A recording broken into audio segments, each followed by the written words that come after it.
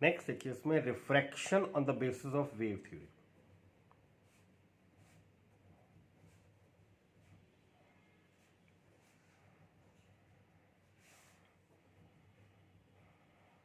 Refraction on the basis of wave theory. तो ये हमारे पास एक refracting surface X Y which separates a rare medium, which separates a rarer medium light की velocity से c1 from the denser medium।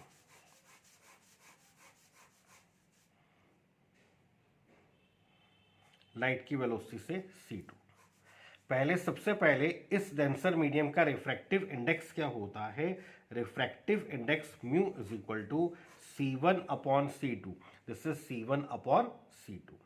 ये समझो आपके पास ये वाटर है, आपने यहां पर स्टोन ड्रॉप किया, एक्चुअली वाटर नहीं, एक्चुअली लाइट सोर्स आपको लेना है।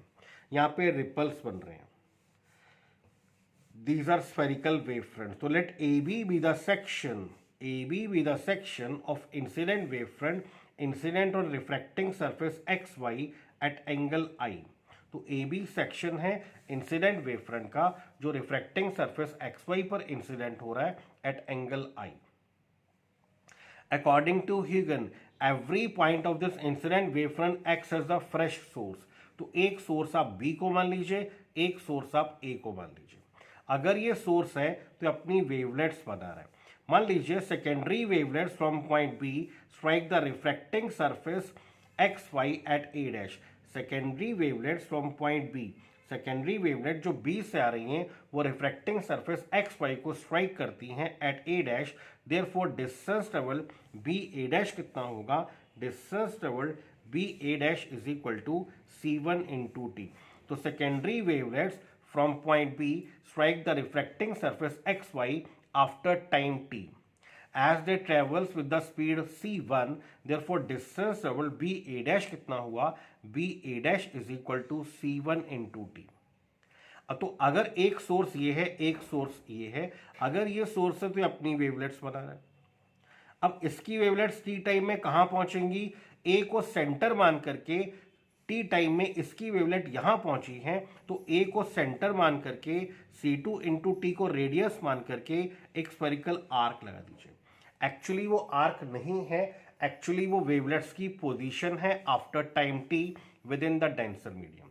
एक टेंजेंट प्लेन जिसको टेंजेंशियली मिलाएगा, एक टेंजेंट प्लेन जो स्फेरिकल आर्क को टेंजेंशियली मिलाएगा, this gives the position of refracted wave front. तो ए डैश बी डैश हमारा true refracted wave front and the rays always normal to the wave front. Rays जो होती हैं wave front पे हमेशा normal होती हैं, तो रेज वेव फ्रंट पे नॉर्मल होने के लिए रेज अपने पाथ से डेविएट हो जाती हैं। तो रे वेव फ्रंट पे नॉर्मल होने के लिए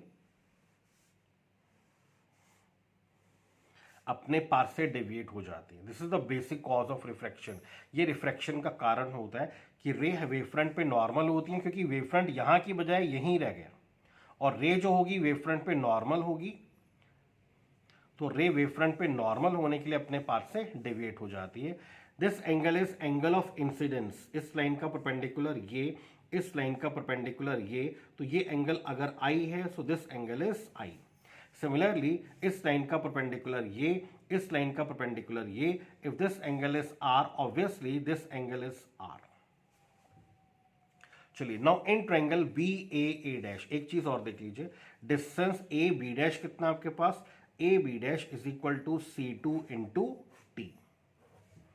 इन ट्रायंगल बी ए डैश